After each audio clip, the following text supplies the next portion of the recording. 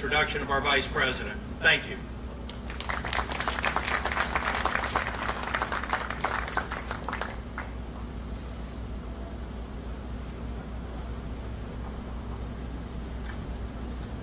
I'd like to thank each of you for being here. My name's Chris Skinner. I'm here today on behalf of 60,000 active or retired law enforcement or correctional officers that we represent throughout the southeastern United States. Today, we're proud and honored to announce our endorsement for Donald Trump and Vice President Michael Pence.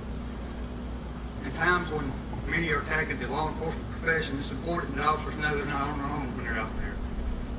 President Trump and Vice President Pence have demonstrated time and time again that they understand and appreciate the sacrifice and the honor it is to serve as a law enforcement officer.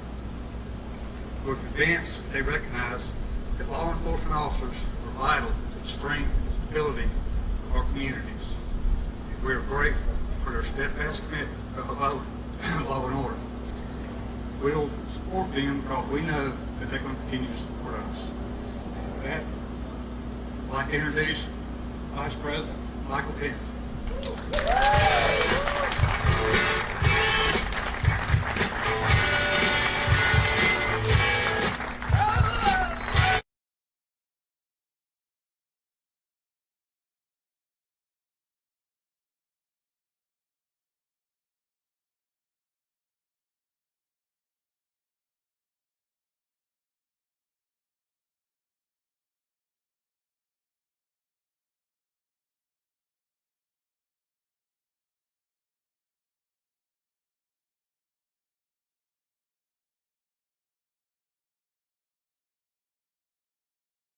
On behalf of the Southern States Police Benevolent Association, we're hereby endorsing President Donald Trump and want to present this plaque to Vice President Pence for their unwavering support of the men and women in law enforcement profession.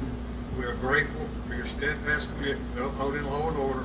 And we appreciate the enduring loyalty you have shown to the public service and put their lives on the line to protect our communities. Thank you very much.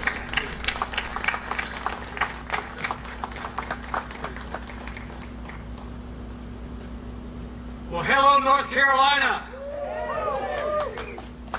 To Senator Tom Tillis, to Congressman Richard Hudson, Congressman Mark Walker, Congressman Dan Bishop, and Greg Murphy, it's my great honor to be here to accept, on behalf of the President of the United States, the endorsement of the 60,000 men and women in the Southern States Police Benevolent Association.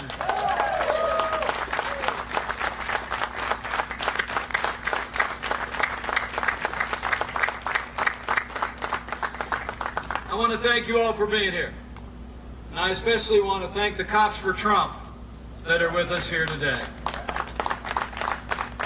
But I'm here for one reason and one reason only, and that is that North Carolina and America need 4 more years of President Donald Trump in the White House. And I can tell you, for all the support that we've received around the country, and I know I speak for your senator and for these great congressmen, to have the support of men and women who serve on the thin blue line of law enforcement means so much, particularly in a challenging time when we see violence overtaking the center of some of our major cities. Now, more than ever, the American people are grateful for those who serve on the thin blue line, and President Trump and I will always stand with the men and women of law enforcement, just as you're standing with us. You know, the President was in North Carolina just yesterday, and I'm happy to be here today. The President was up in Wilmington, dedicating the first ever American World War II Heritage City. It was an epic event. But there the President took the moment to say that we will uphold the rule of law and defend the American dream for every child in our land. And that's what the men and women of law enforcement do every single day. The truth is, the people of North Carolina understood this President's leadership early on. I mean, 4 years ago, you believed we could be strong again. You believed we could be prosperous again. The people of North Carolina said yes to President Donald Trump in 2016. And I know with the support of all these great men and women in law enforcement that North Carolina is going to say yes to President Donald Trump in 2020.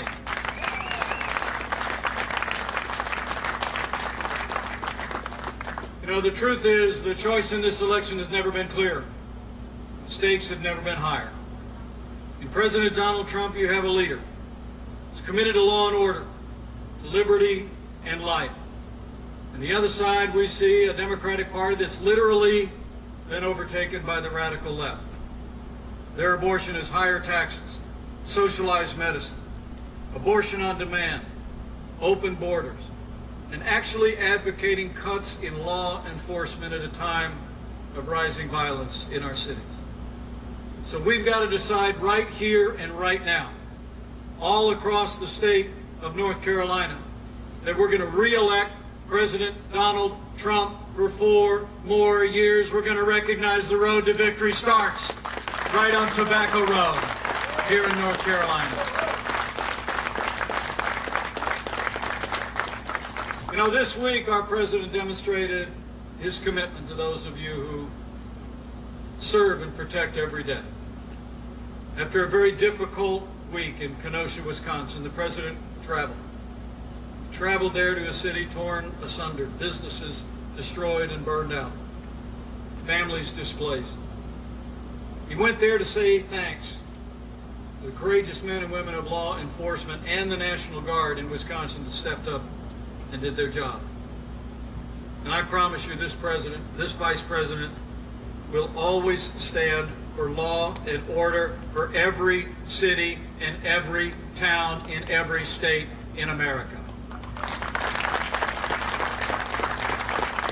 Like all of you in this freedom-loving state, President Trump and I will always stand for the right of Americans to peaceful protest. But rioting and looting is not peaceful protest. Burning businesses is not free speech. Harming innocent civilians and law enforcement is not how Americans express their sentiments. And those who do these things will be prosecuted to the fullest extent of the law. Too many heroes have died defending our freedom for us to allow Americans to strike down each other in our streets. We will have law and order in every city in this nation, and we will restore law and order for every American of every race and creed and color. So help us God.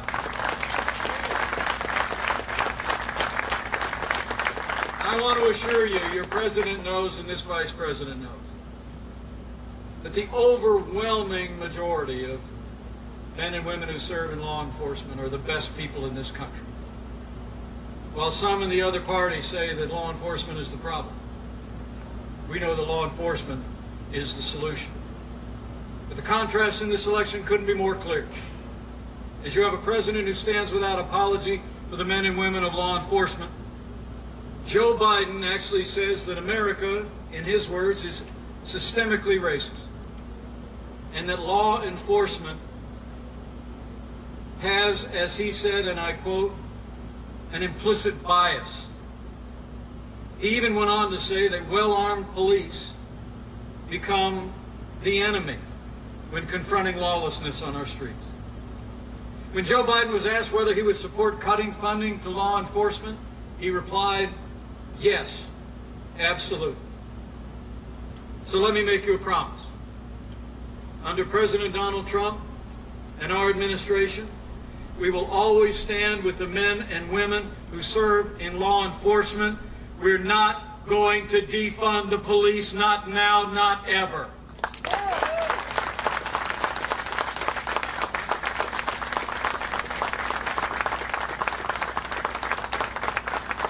You know, for months, all we heard from Joe Biden and the Democratic Party was talk about peaceful protesters as they watched businesses and communities in major cities burn. But Joe Biden, we know, got out of his basement this week. He went to Pennsylvania. After months of staying silent, about rioting and looting and violence in the streets of our city, Joe Biden said we have to stand against violence in every form it takes. But right after he said that, he criticized law enforcement. He never mentioned the anarchists and the left-wing mobs that have been sowing violence in the streets of our major cities. He never condemned Antifa. He never called out his campaign staff or his running mate that actually were raising money to bail out violent criminals. And Joe Biden never called out Democrat mayors or Democrat governors who have failed to quell the violence in their cities and their state. The truth is, Joe Biden would double down on the policies that have led to violence in American cities. And the hard truth is, you won't be safe in Joe Biden's America. By contrast, from the first day of this administration, President Trump and I have been standing with the men and women of law enforcement with more resources and more support than ever before.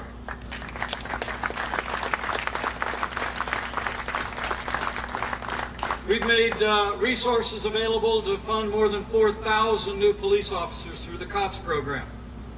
And in the wake of the murder of George Floyd that took place in Minneapolis, Minnesota, it was this president who signed an executive order and called on the Congress to work with us to provide more resources to law enforcement for better training and better accountability. And in July of this year, President Trump announced what we are calling Operation Legend, a surge of federal law enforcement that's taking place in cities all across this country. Cities that have experienced enormous surges in violence and crime due to bad government and motivated by the defunding efforts that we're seeing by the radical left and supported by their allies in the Democratic Party. The reality is we've made progress. We've made progress. Operation Legend today has already made more than 1,000 arrests, including 90 homicide suspects, and we are going to provide support through Operation Legend to restore law and order to cities across this nation. You know, Operation Legend was actually named after a little boy. 4-year-old African-American boy named Legend Taliaferro, Kansas City, Missouri. Legend was actually gunned down in his home while he slept in the middle of the night. The night before, he had literally built a pillow fort with his dad, and he was sleeping in that pillow fort when he was struck. They rushed him to the hospital, but it was too late. And little Legend Taliaferro died of his injuries. Well, I want to make you a promise. It's a promise that I know Cops for Trump, men and women of law enforcement, keep every day. We are not going to allow little Legend to have died in vain. We are going to work every day to make our cities and our nation safe again for our children and our families. So help us God.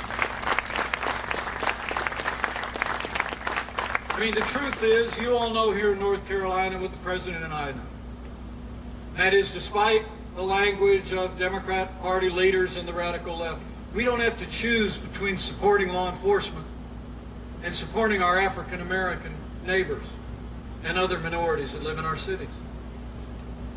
We have done both, and we're going to continue to do both for 4 more years. This president has supported opportunities, educational choice, supported record investment in jobs in our inner cities.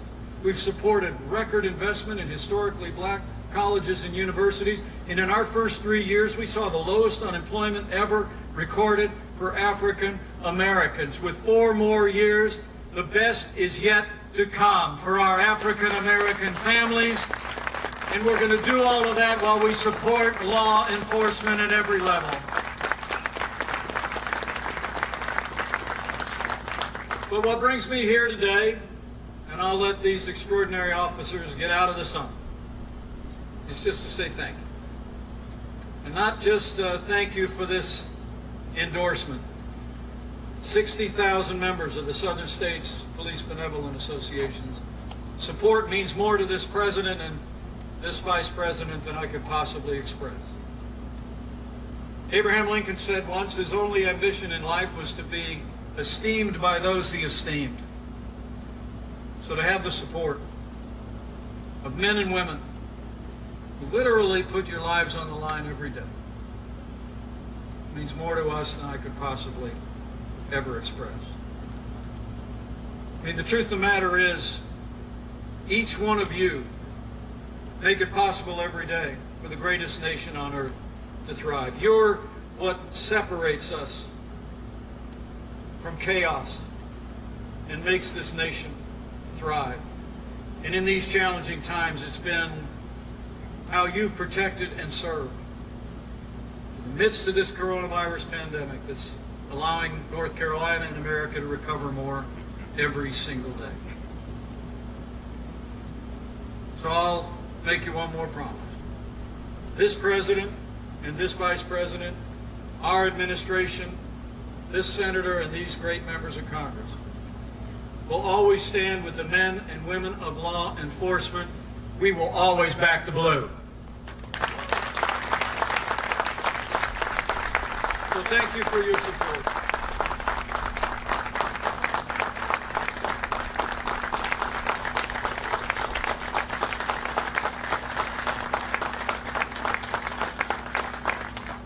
So thank you for your support. I hope you leave here today confidence of our support for you. I hope all these courageous law enforcement officers know that when they strap on that sidearm in the morning and they put on that uniform, they walk out to that squad car, they go with the confidence of their president. Whatever you may see in the national debate, I believe with all my heart you also go with the support and the prayers of the vast majority of the American people who know that those of you who've answered the call to serve in law enforcement decided long ago to count our lives more important than your own. You know, the good book tells us that those who protect and serve are servants for good, do not bear the sword in vain. We know what that means. We know the risks that entail the work that you do. So on behalf of our president and our entire administration, not just thank you for your support, more important, thank you for your service. Thank you for your courageous service. May God bless the men and women who serve in law enforcement here in North Carolina and all across America each and every day. May God bless the people of North Carolina. With your support, I just know we're going to re-elect Senator Tom Tillis to a Republican majority in the Senate. We're going to re-elect Congressman Bishop, Walker, Hudson, and Murphy to a new Republican majority in the House of Representatives. And with President Donald Trump in the White House for 4 more years, we're going to make America great again.